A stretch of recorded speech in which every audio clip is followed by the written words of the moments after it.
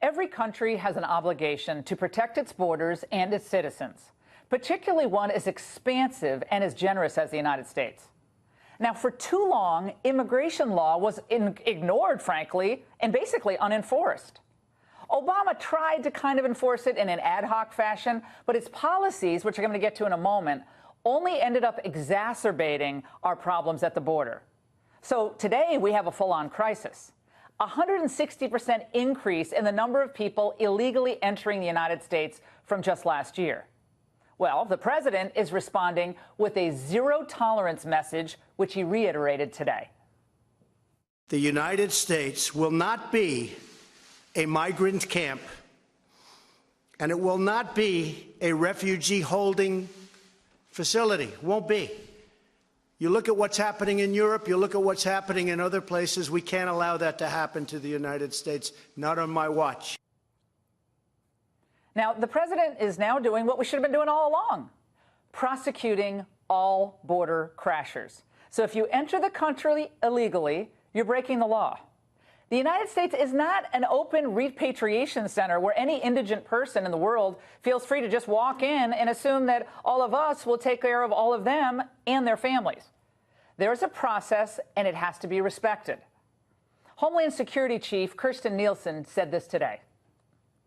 We are a compassionate country that has taken in millions of refugees. Since 1975, the United States has welcomed more than 3 million refugees from all over the world, and each year typically admits nearly 2/3 of the world's settled refugees.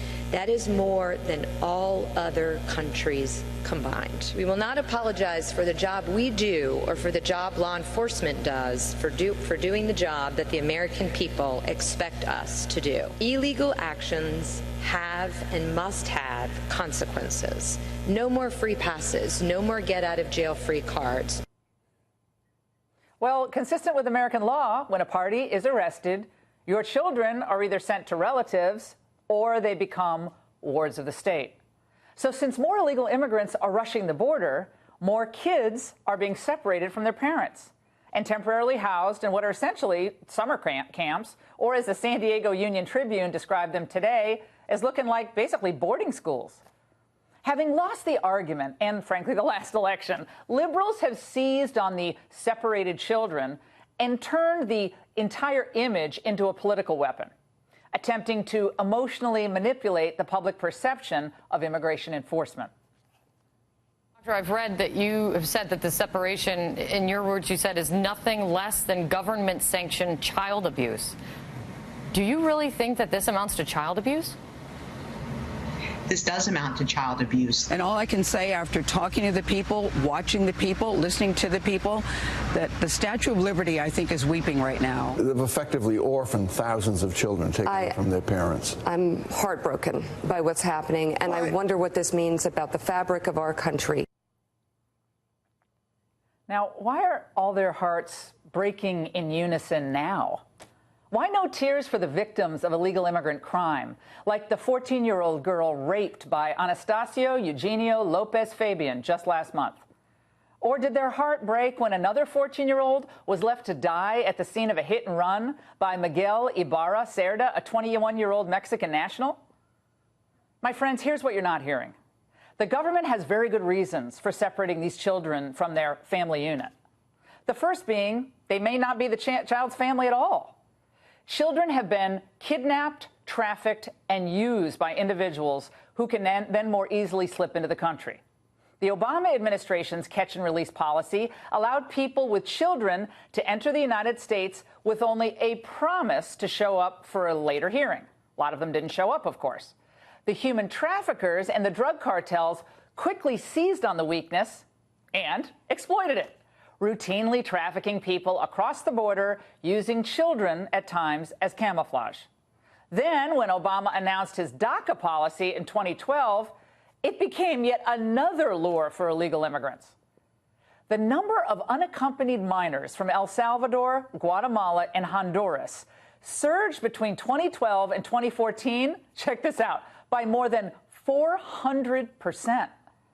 The number of unaccompanied children referred to the Office of Refugee Resettlement tripled between 2012 and 2017, from 13,625 to 40,810, according to the government statistics.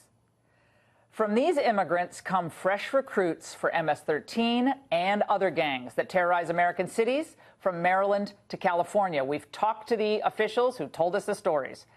And in June of 2014, even the Washington Post had to admit that the unaccompanied minor surge was, quote, driven in large part by the perception that they will be allowed to stay under the Obama administration's immigration policies. Astoundingly, in the fiscal year 2014, the Border Patrol apprehended 68,445, quote, family units. Few, of course, were deported. Now, you throw in sanctuary cities, a lax amnesty program, and it's a wonder more illegals haven't come. So the Trump administration is now trying to pick up the pieces of this lawless immigration system after decades of governmental neglect. They're also trying to responsibly protect children in the government's care. Here are the circumstances under which they temporarily take custody of children. Number one, when DHS is unable to verify the relationship between the adult and the child. Number two, when DHS determines that a child may be at risk with the parent or the legal guardian. And three, when the parent or legal guardian is referred for criminal prosecution. Now, you enter into a normal port of entry rather than coming across the border illegally, and the chances are you're not going to be separated from your families. But most of these people are coming straight across the border as illegal immigrants, then claiming some type of status or asylum request. And this all goes back to a 1997 court ruling we've talked about before on the show called the Flores Settlement, which forbade the government from holding unaccompanied children for more than 20 days. Ditto for those traveling with family units. So unless you have a hearing within 20 days, they have to be released into the country. It's okay, unless you'd be swayed by the media reports that the children are housed in concentration camps or cages. The truth is the U.S. taxpayer is spending a lot on the care of these children, nearly $35,000 per year per child. They actually have a higher standard of living than the 13 million American children today currently living below the poverty line. It's about $24,000 per household. And as for the conditions of the facilities that the immigrant children are housed in, they live a lot better than some inner city kids, or say the 11,472 homeless veterans living here in California. Anything we've seen the government has provided, this doesn't feel like we're in the United States. Department of Health and Human Services invited us inside because I think they wanted to show us, relatively speaking, how good the conditions are, I guess you could say. I mean, there are licensed professionals in there that are taking care of the children. There are not cages. There are not fences. It's just ridiculous. I mean, the bottom line is these kids should be united with their parents, for sure, reunited with their parents back in their home countries.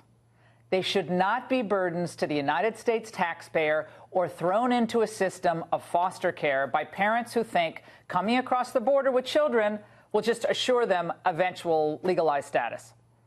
The president wants the separation to end as well.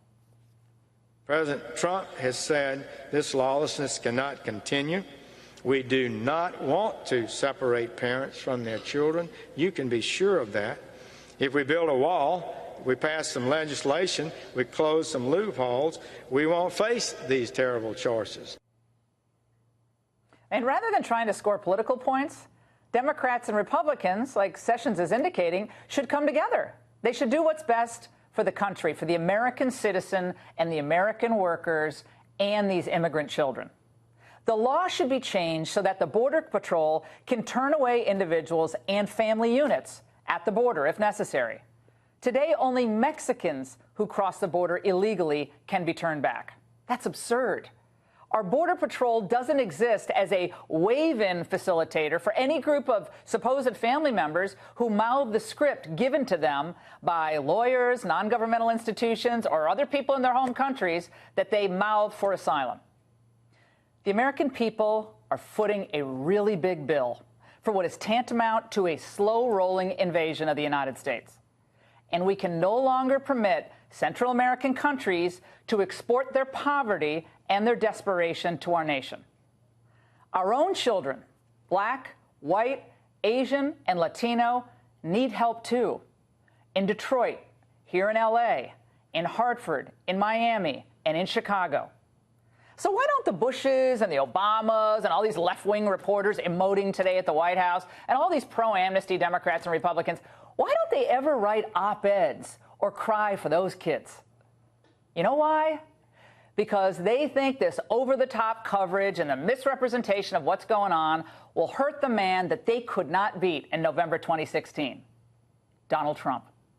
And that's the angle.